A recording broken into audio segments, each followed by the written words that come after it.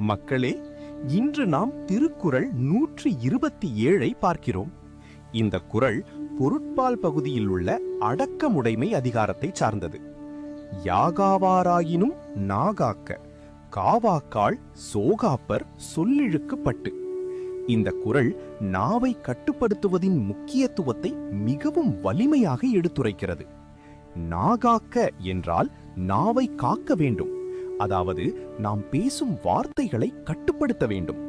திருவள்ளுவர் இங்கே என்ன சொல்கிறார் என்றால், மனிதன் எதையெல்லாம் காக்க முடியாவிட்டாலும் நாவை மட்டும் கட்டுப்படுத்திக் கொள்ள வேண்டும். ஏன் தெரியுமா? தவறான வார்த்தைகள் பெரிய பிரச்சனைகளை உருவாக்கும்.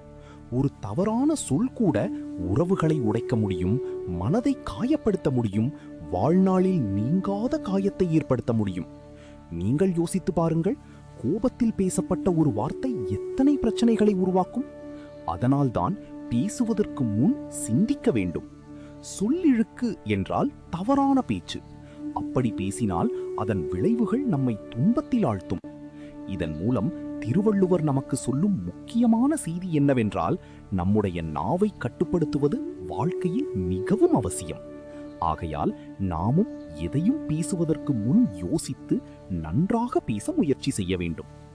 யாகாவாராயினும் நாகாக்க, காவாக்கால் சோகாப்பர் சொல்லிழுக்கு பட்டு. அடுத்த திருக்குறளில் மீண்டும் சந்திப்போம். நன்றி.